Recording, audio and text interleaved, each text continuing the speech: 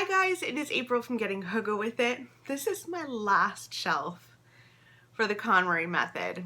Last one. I have to go through my limbo pile after this, but I can't believe I made it. I can't believe I made it. It's contemporary. Let's get into it.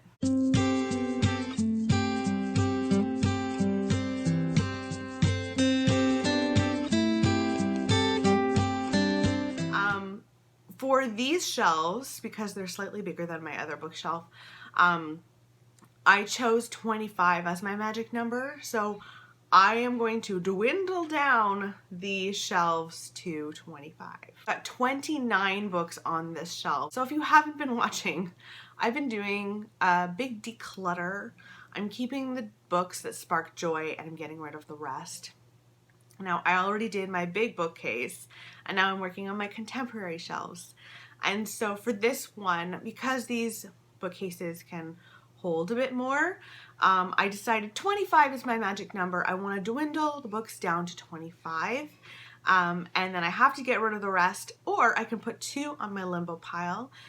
If I go over 25, then I have to go to my limbo pile and take off books from there. So we've got 29 books to go through here. Technically, I only need to get rid of 4 books, but we shall see. We'll wait and see how that goes. I might be able to even get rid of more. So, first up is Be Frank With Me.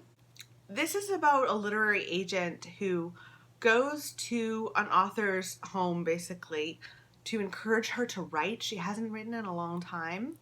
And she has a little boy who he's a character, and he really breaks this author open, I believe. And so it sounds lovely, so I'm going to keep this one. Conversations with Friends by Sally Rooney is about friends. Now, I've heard very mixed things about Sally Rooney. I don't know if she's going to be for me. But I'd like to keep it and see what I think of her in the end. Next up is End Sons. This is about a funeral of a very powerful man in New York, and it's about his sons, I think. I don't want this. Even when I bought it, I was like, why am I buying this? So I'm gonna let this go. Next up is The Winters. This is a retelling of Rebecca, and it's a modern retelling of Rebecca, so I'd like to keep this one. Next up is The Rosie Project. I've heard mixed things about this one. I'm going to put it on my limbo shelf. It's about a guy who's very different and he tries to date. I'm going to put it on my limbo pile because I'm really not sure. Let the Great World Spin it takes place on this day where this tightrope walker walks between the 2 towers. And it's about that event and all of the people below who are watching and are influenced by this in some way in their day. I've heard really good things about this. It's huge, kind of intimidating, but I think I might like it, so I'm going to keep this one. Next up is The Temptation of Gracie. I was sent this kind of randomly from Simon & Schuster Canada. I just don't think this is for me. This is about a family who go to this Tuscan countryside. They are following their matriarch, Gracie, and it's about her history and stuff. This doesn't appeal to me, so I'm gonna let this go. Rise and Shine, Benedict Stone is about a man who owns a jewelry shop. His teenage niece, shows up on his door, and it's about their relationship.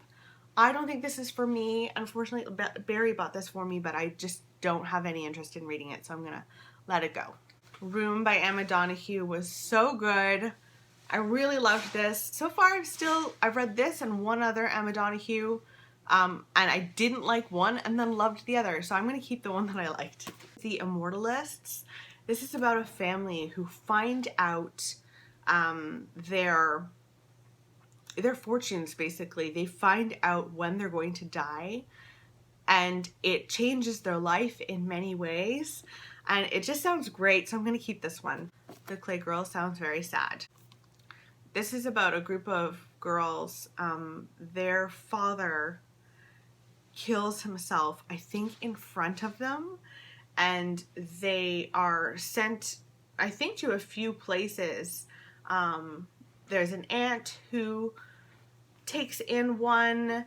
I think they go to a few places, and I'd like to keep this because I've heard really good things. It's just supposed to be really kind of sad. The Nest. I feel like this is a love it or hate it book, and I don't know where I'm going to stand on it. It's about a family fighting over fortune. I'm going to put this on the limbo pile because I'm really not sure. Next up is The Secret Daughter. This is about a woman who gives birth to a girl, and in her culture, it very much favors sons, and she decides to give her daughter away, and it's about her regret, or like her dealing with that, and what happens to the baby girl. It sounds like it's going to be tearjerker, and I'd like to keep this one. Mr. Flood's Last Resort, or in the UK, I should say, I think it's called The Hoarder. I really liked this book. It's funny. It's surrounding a mystery. I really, really loved it, so I'm going to keep this one. We Were the Mulvaneys by Joyce Carol Oates. I still haven't read a Joyce Carol Oates. I don't know how that's possible, but I still haven't. The Mulvaneys are a very wealthy, well-to-do, well-loved family, and I think it's about their fall from grace. And I'm kind of curious, so I'm going to keep this one. Oh, Eleanor. Eleanor Oliphant is completely fine.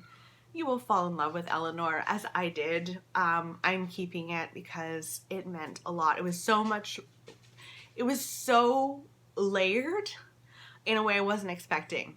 Loved it. Commonwealth by Anne Patchett. This is a book about one kiss that ruins families, like multiple families. I'm curious. I want to know. I'm going to keep it. The Trouble with Goats and Sheep by Joanna Cannon. I really enjoyed. It's about two girls who go door to door in their neighborhood trying to find out what happened to a missing woman in their neighborhood. And they're trying to be like little sleuths. And again, very layered.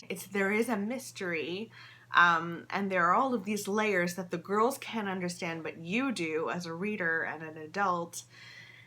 But it's also funny. So I loved it. I'm keeping it. Next is Hideaway by Nicole Lundrigan. This is about a mother who is very manipulative when it comes to her children. Their father, her husband, leaves her, and she uses her children to try and get him back. I just think that she sounds fascinating and kind of terrible, obviously. So I want to keep this one because I'm curious about her. This is How It Always Is by Lori Frankel.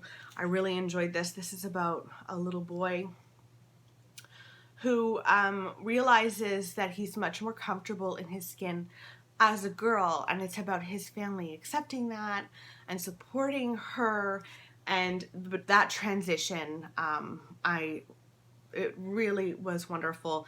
I did struggle with the dialogue sometimes in this. It was just too Grey's Anatomy, bouncing back and forth, always witty.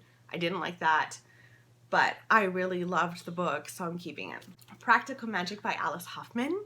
I still haven't read this. I read The Rules of Magic, which is the sequel, but this is about the Owens women who are basically witches. Unfortunately, when they fall in love, people die, that person dies. And I want to read this and find out, the origin of the rules of magic, so I'm going to keep it. The Hate You Give is a very much beloved YA about a black teenage girl who watches her best friend be killed by the police. I know this is an important book and I really want to read it, so I'm keeping it. I'm going to get rid of Elmet. I don't think this is going to be for me. It is a beautiful, beautiful, beautiful hardcover, naked hardcover, but I don't think this is for me, so I'm just going to bite the bullet and get rid of it. This Must Be the Place by Maggie O'Farrell. This is about a couple. The woman in the relationship is this film star, but she's also very protective about her privacy. And then we follow her husband, who is reeling from a discovery about a woman he last saw 20 years ago. I am just curious about these two people and who they are. and what's going on here, so I'm keeping it. Next up is If You Want to Make God Laugh by Bianca Moraes. This is about a baby who is found in this town and the many women who take care of her. We also follow a woman who's about to give birth, so I'm assuming it's that woman's baby who's found. Bianca Moraes wrote Hum If You Don't Know the Words, which I adored. I'm keeping this one. The Kite Runner is like a contemporary classic. I'm going to keep it. A Man Called Uwe. I think this is the only Frederick Bachman that I own at this point. I still haven't read it. It is about a crotchety old man. And these neighbors move in next door and they like soften him. I really do want to read this, so that's that. I'm keeping it. What Alice Forgot is about a woman who goes to the gym one day, falls, and has a concussion. She wakes up and has lost 10 years of her memory. So 10 years before, she was happily married. I think she was pregnant with a child. And in reality, she has 3 kids and she's in the middle of a divorce. And it's about her coming to grips with it and learning what happened. And so, yeah, I really want to read this. And then last but not least is 3 Things About Elsie by Joanna Cannon. This is about an older woman who has a fall. She's lying there waiting for people to come to her aid. And the whole time she's thinking about this man that has joined the nursing home that she lives in. And he is a man that she thought had died something like 60 years before. She doesn't understand what's going on. It sounds great. Oh my gosh, I did it. I got rid of 4 books, and then I'm going to put 2 on my limbo pile, The Nest and also The Rosie Project. We'll see what ends up happening with these guys, but I did so well for myself. I'm really, really happy. Let me know in the comments below what you would have kept, what you would have discarded that I kept. I'd love to know. And then it's time to go through the limbo pile and be ruthless with that one as well. There are books that I put on the limbo pile though that have like called out to me. So sometimes it's good to like have a little spot for books that you're just not sure about, because they can, I don't know, they can become meaningful when you know that they're about to go. So that'll be the next one, and then we're officially completely done the Konmari with me video series. It's been a good one. I hope you're doing well. I'll talk with you soon. Bye guys.